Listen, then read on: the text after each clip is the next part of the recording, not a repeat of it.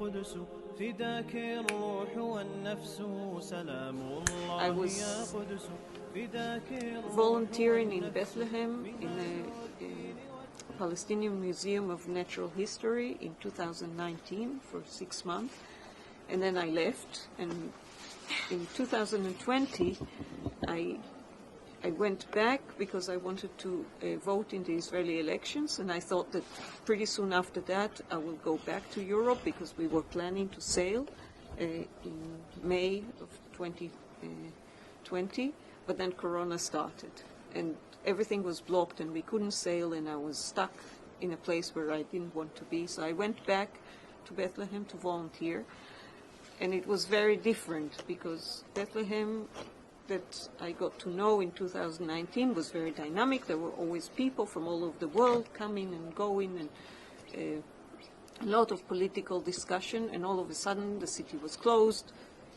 Nobody had work. It was very depressing to be there, and felt very isolated.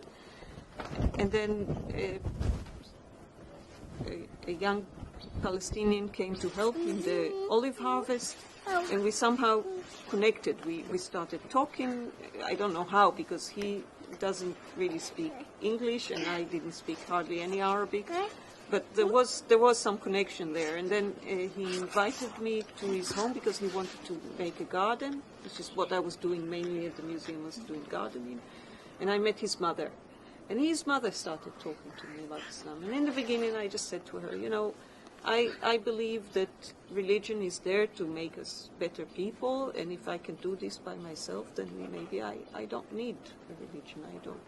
It's not necessary. But with the talks and with this frustration, really big frustration that I had with feeling, you know, this isolation, and the fact that it seemed like everything was pushing us away from one another with this whole COVID thing, with social distancing, and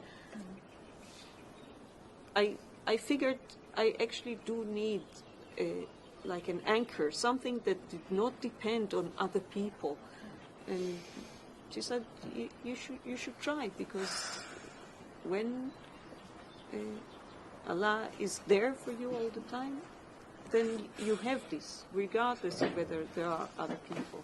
And I think this was very clear to me that I needed to do some hard work there. And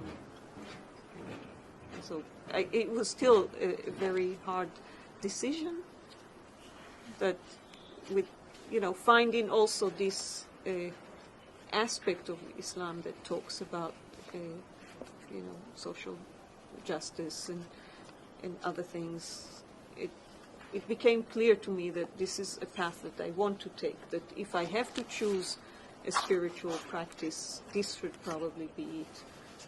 I have strong reservations about Judaism because it's such a tribal religion. It's something that goes with the blood. You know, I cannot shake it away from me. Even if I follow a different spiritual path, I'm still Jewish because my mother is Jewish, and it feels like they don't really care what you believe in, and they don't want to include other people. It's very exclusive, and that doesn't feel right.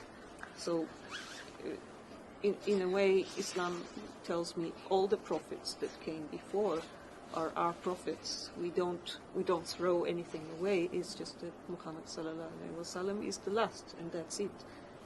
And so, yeah, it feels right. At least for now, I'm happy.